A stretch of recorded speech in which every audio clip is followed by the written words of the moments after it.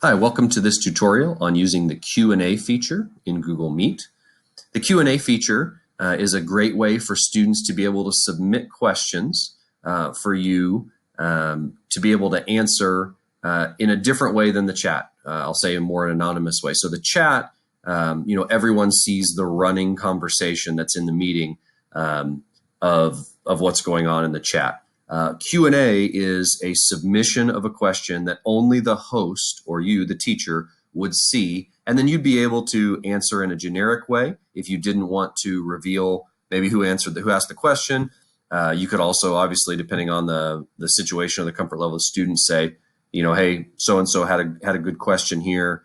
It also pops up, so it's a little easier if you don't want to run the chat bar on the side the whole time. And I know we've had some people have had challenges with trying to monitor the chat and instruct at the same time. This gives pop-up notifications if there's a question and kind of a checklist so you can see. Again, this is in the activities button up here on the top right-hand side, that triangle, square, and circle. So we'll click on that. It is the third option, Q&A. People in the meeting can post questions.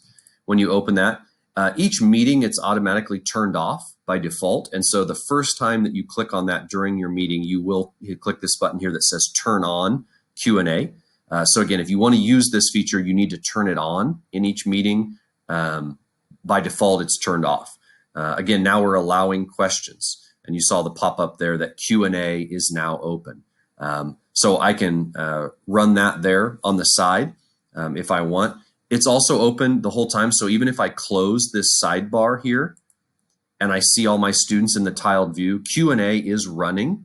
And so anytime a student would use that Q&A feature, again, they're going to go up into their little activities button and they're going to open Q&A and they're going to ask a question that they might have on their end if they have one. And when you see a question happen, okay, so here we just saw a pop-up, new questions posted in Q&A.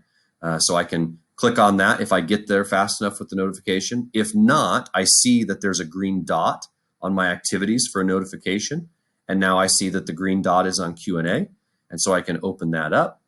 And Mr. Dowd has asked Pizza Hut or Casey's. Now, again, I'm the only one that sees this. Students do not see this on their screens.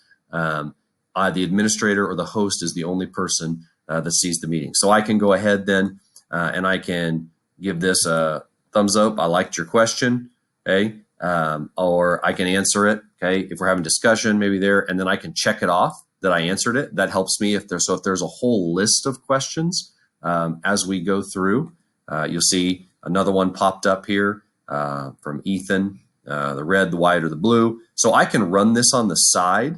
So this is a feature that if you want to use, I would suggest leaving it open on the side, and then there'll be a running total or sort of a cumulative record of the questions. And then as I go through, I can go through and I can mark them. I can delete the question if I need to, or I can say it's hidden that are in there. Now, on the student end, when I come in here to Q&A and I open it, I do see them on the side there. But if I don't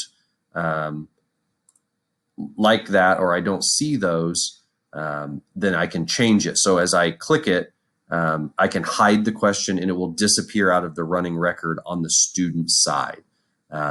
So it is it's slightly different than chat, but it's an additional feature in that activities menu in Google Meet. So that's using the Q&A feature